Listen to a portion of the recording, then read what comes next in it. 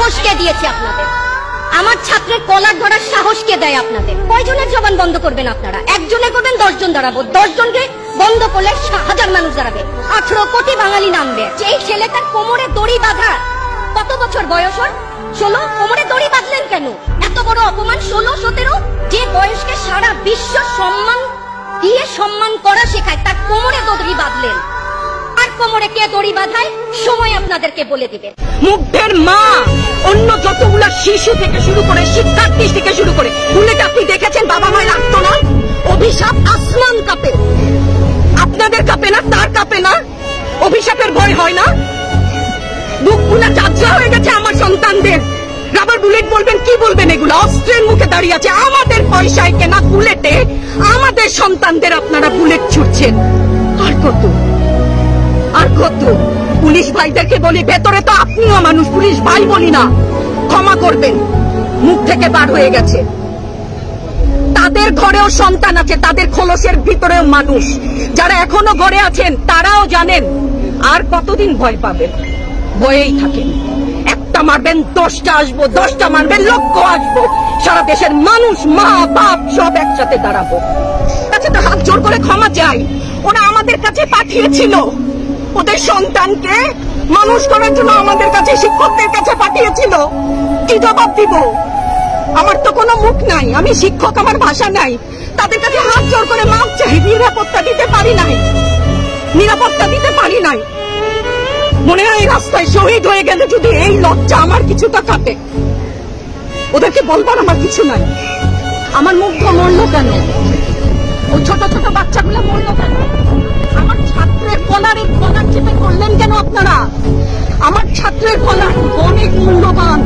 যেখানে দাঁড়িয়ে আছি, ভাষা, সেই জায়গায় দাঁড়িয়ে বলি, আমার ছাত্রের কলার, আমার ছাত্রের মুখে হাত দিলেন কেন? বাংলাদেশের মুখে চাপ ধরে আছেন। এই সমস্ত ভয় আর দেখিয়েন না, অনেক হয়েছে। আর না, আর না। আমার ছাত্রদেরকে টেনে টেনে ধরে নিয়ে যাচ্ছে।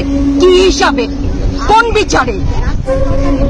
আমার বাচ্চাগুলা না খেয়ে আছে, আমার বাচ্চা, আমাদের বাচ্চা না খেয়ে আছে। আপনাদের ঘরে নাই? এই পুলিশ ভাইদেরকে বলি, এদের বাপ মা নাই, এদের আত্মীয় স্বজন নাই?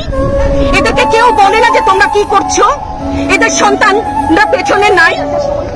এদের সন্তানদেরকে, এদেরকেও তো আমরা বড় করেছি, এদেরকেও তো আমরা শিক্ষা দিয়েছি। চালানগুলি আমাদের উপরে। আমার শিক্ষকের গায়ে হাত, কত বড় অধ্যত্বপূর্ণ আচরণ। আর হবে না তো। আসেন, চালানগুলি তুলে নিয়ে যান। সে 71-এর মতো তো 25শে মার্চের কালো রাত, বুদ্ধিজীবীদের হত্যা শুনেছি তো, এখন দেখছি। আগে শুনেছি, এখন দেখছি। পিছু হটবা না, ভয় পাবা না।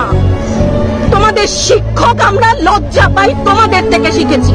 তোমরা যেমন আছো আমরাও আছি। যতদিন না 9 দফা ওদের মান না হয় ততদিন মাঠ থেকে সরবো না।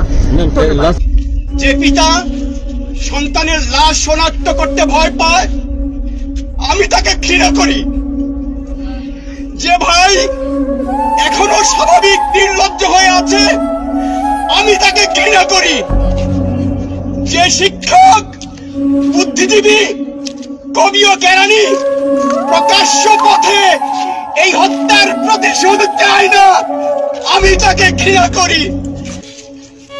এই মৃত্যু পতাকা আমার দেশ না, এই জল্লাদের উল্লাস মঞ্চ আমার দেশ না, এই বিস্তীর্ণ শ্মশান আমার দেশ না, এই রক্ত স্নাত কসাইখানা আমার দেশ না।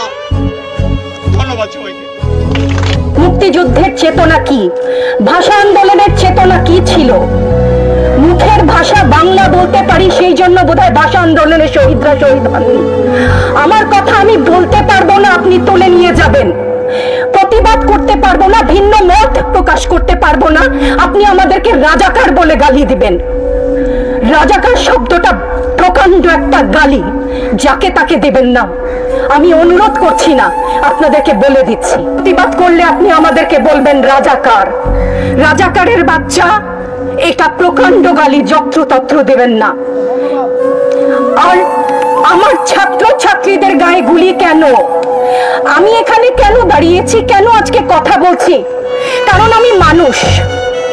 আমি শিক্ষিত একজন মানুষ, আপাদমস্তক ভাবে যাকে শিক্ষা বলে, সেখানে আমি জানি মুক্তিযোদ্ধার চেতনা যদি কিছু আমার ভেতরে বিদ্যমান থাকে, আমি জানি অন্যায়ের প্রতিবাদ করতে হবে।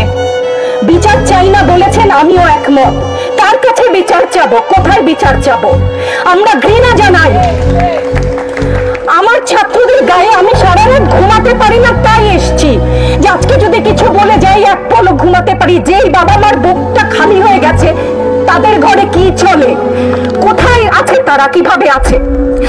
আমার ছাত্রছাত্রী, আমাদের মেয়ে ছাত্রছাত্রীদের উপর যে লাঞ্ছনা হয়েছে, তার বিচার বিধাতা করবেন, তার বিচারের জন্য আমরা নেমেছি। আপনারা আমাদের মুখ বন্ধ করতে পারবেন না।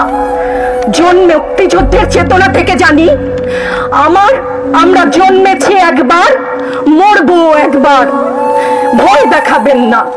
ছাত্রছাত্রীদের উপর জুলুম বন্ধ না করলে পরিণতি ইতিহাস বলে দেয় কারো জন্য ভালো হয় না।